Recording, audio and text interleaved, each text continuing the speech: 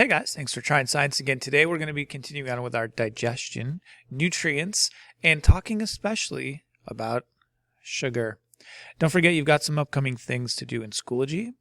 Please check your Schoology and make sure you're keeping up to date on all the things. Hey, let's talk about how do you know if you're hungry? I mean, it's a simple question, right? But how does your brain know you're hungry? And how do you know you're full? How does your brain talk to your stomach? Let's check it out. Hunger claws at your grumbling belly. It tugs at your intestines, which begin to writhe, aching to be fed. Being hungry generates a powerful, often unpleasant, physical sensation that's almost impossible to ignore. After you've reacted by gorging on your morning pancakes, you start to experience an opposing force, fullness. But how does your body actually know when you're full? The sensation of fullness is set in motion as food moves from your mouth down your esophagus. Once it hits your stomach, it gradually fills the space. That causes the surrounding muscular wall to stretch, expanding slowly like a balloon. A multitude of nerves wrapped intricately around the stomach wall sense the stretching. They communicate with the vagus nerve, up to the brainstem and hypothalamus, the main parts of the brain that control food intake. But that's just one input your brain uses to sense fullness. After all, if you fill your stomach with water, you won't feel full for long. Your brain also takes into account chemical messengers in the form of hormones produced by endocrine cells throughout your digestive system. These respond to the presence of specific nutrients in your gut and bloodstream, which gradually increase as you digest your food. As the hormones seep out, they're swept up by the blood and eventually reach the hypothalamus in the brain. Over 20 gastrointestinal hormones are involved in moderating our appetites. One example is cholecystokinin, which is produced in response to food by cells in the upper small bowel. When it reaches the hypothalamus, it causes a reduction in the feeling of reward you get when you eat food. When that occurs, the sense of being satiated starts to sink in and you stop eating. Cholecystokinin also slows down the movement of food from the stomach into the intestines. That makes your stomach stretch more over a period of time, allowing your body to register that you're filling up. This seems to be why, when you eat slowly, you actually feel fuller compared to when you consume your food at lightning speed. When you eat quickly, your body doesn't have time to recognize the state it's in. Once nutrients and gastrointestinal hormones are present in the blood, they trigger the pancreas to release insulin. Insulin stimulates the body's fat cells to make another hormone called leptin. Leptin reacts with receptors on neuron populations in the hypothalamus. The hypothalamus has two sets of neurons important for our feeling of hunger. One set produces the sensation of hunger by making and releasing certain proteins. The other set inhibits hunger through its own set of compounds.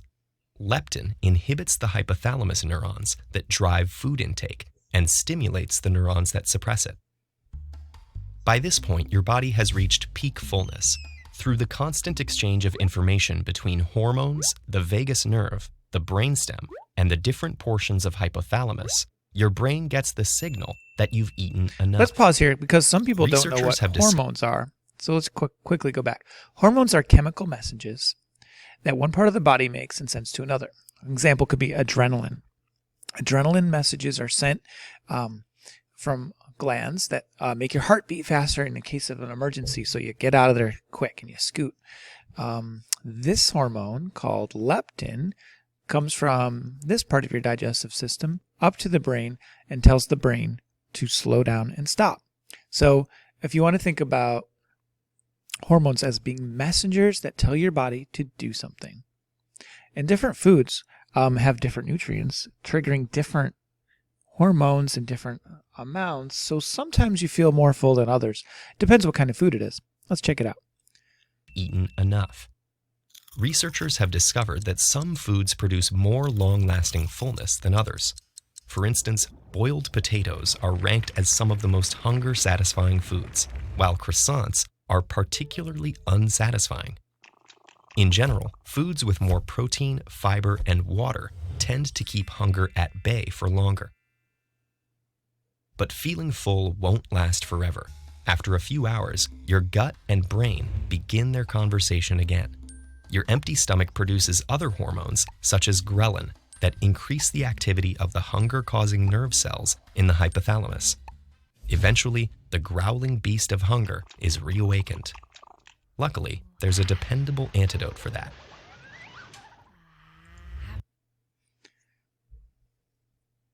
So your body communicates with your brain, your stomach communicates with your brain.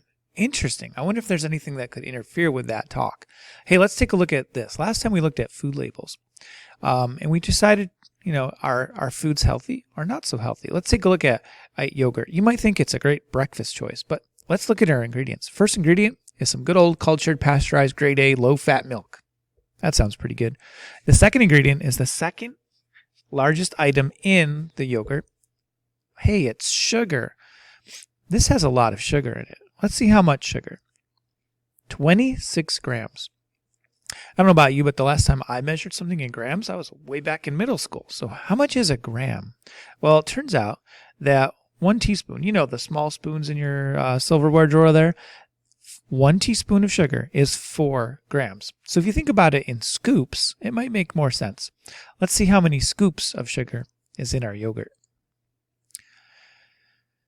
Our yogurt had 26 grams of sugar. Remember, 1 teaspoon is 4 grams.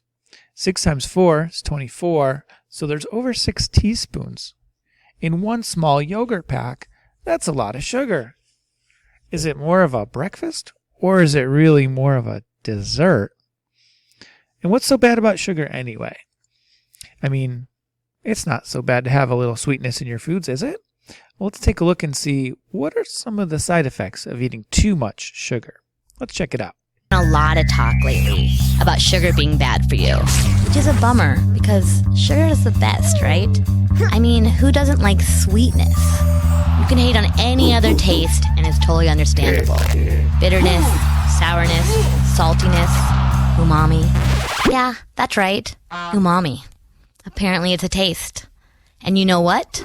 Not everyone loves it. But sugar, pretty much everyone likes the sweet, sweet taste of sugar. But now some scientists are saying sugar is toxic. Really, scientists? Couldn't you have just looked the other way on this one? We all know that sugar isn't the healthiest thing, but it's not dangerous, right? Well, it turns out that it totally can be.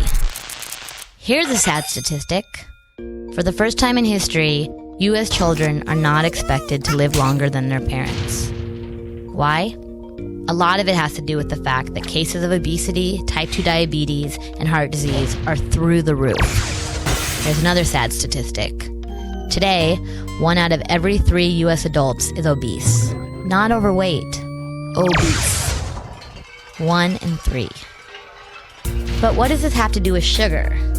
Sugar's been around forever, so why is it suddenly making us so sick? What changed? What changed is we've dramatically increased the amount of fructose we consume. Fructose is the sweet stuff that's in sugar, and high fructose corn syrup, sugar's newer and cheaper twin. Fructose can do damage to your body in ways we are just beginning to understand. What kind of damage? Let's start with the nerdiest part of the body, the brain. Just recently, scientists discovered a hormone called leptin. Leptin's job is to tell your brain that your body's had enough to eat. Guess what gets in the way of that job? Sugar. When you indulge in soft drinks and junk food, your brain has a hard time recognizing leptin, so you stay hungry longer and eat more than you should. This causes problems with your pancreas. Your pancreas produces insulin, which helps regulate your blood sugar. The more sugar you have in your bloodstream, the harder your pancreas has to work. And an overworked pancreas can lead to bad things: obesity, metabolic syndrome, and type 2 diabetes. And when you consider heart disease and liver disease, both of which can be caused by sugar, then yeah, sugar is bad. Okay, cut down on the sweets, right? Not as easy as it sounds. High fructose corn syrup is now added to foods that never had sugar before. Food you wouldn't expect.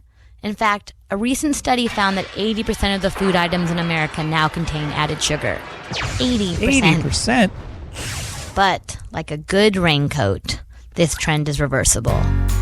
Educated consumers can change the way food is manufactured simply by making better choices. Food companies only make what we buy, right? So avoiding food and drinks with added sugar will force the food industry to produce healthier food and stop adding sugar. But we have to start now, because sugar is killing us. Whoa. Wow. That's some real heavy stuff. Some people think there's actually another pandemic going on besides the one we're wearing masks for. Hey, sugar in our diet over the last 50 years or so has caused a major increase in the amount of diabetes and heart disease, which are some of the top killers of people in America. And it's not just here. The Western diet is spreading all over the world. Think about fast food, pop, spreading everywhere.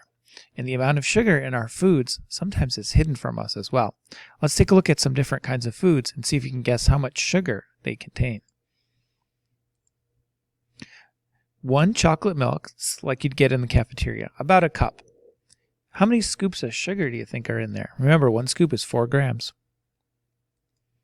Turns out it's about 4 scoops in that one small container. And I don't know about you, but I could probably drink 2 or 3 of these quite easily. Compare that to just your regular milk that has no added sugar. Well, how about you get something like a fruit flavor drink? This isn't real fruit juice. This is,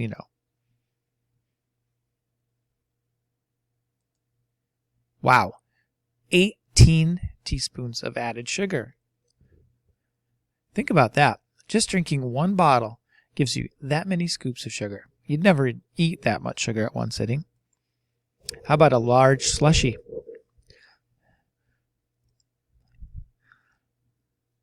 "36 teaspoons of added sugar? Well, this is all just for kids, right? Well, what about grown-ups? Once your body gets used to eating sugar, or drinking in this case, that trend continues. Lots of grown-ups get iced coffees or hot coffees with special syrups and things. You can have over 12 teaspoons of sugar in one of those specialty coffees. And iced tea? Not much different. How about 1 can of Coke? Got a guess? 10 scoops. Now that's 40 grams of sugar in that small can. They don't sell cans of soda anymore, do they? When you go to the grocery store or the gas station or wherever you get your pop, it usually comes in these plastic bottles. So how much sugar's in that? A surprising 18 scoops? Wow, the serving size of pop just keeps going up and up. Well, what if you want to make the healthy choice? Hey, how about some sport drinks? Sport drinks are endorsed by athletes. You're supposed to drink these after a sporting event. But how much sugar are you getting? 10 teaspoons? Why, that's the same amount as in the can of Coke. Are you really making a healthy choice? These have electrolytes, sure, but without the sugar, it tastes like you're drinking chalk. It takes all that sugar to make it something that you'd want to drink. How about something that looks healthy? This is just 100% juice, no added sugar. So, is juice a better choice? Which has more sugar, your bottle of juice or your pack of M&Ms? Well, turns out they have the exact same amount. About 6 scoops of sugar, 24 grams. You probably wouldn't eat a bag of M&Ms for breakfast, but you'd eat or drink the juice easily, right? So it's not a healthy choice. But wait a minute, I thought it was just oranges. Well, once you squeeze the oranges, you've thrown away all the fiber and other nutrients here that are in the fruit. It takes about 2.5 oranges to get that much juice. So if you sat down and ate these, your body would have to slowly digest all of the fiber in these oranges. That would take hours. And that would reduce the amount of blood sugar that spikes in your blood. It would take a long time to get that sugar out. And most of the negative effects come from these spikes.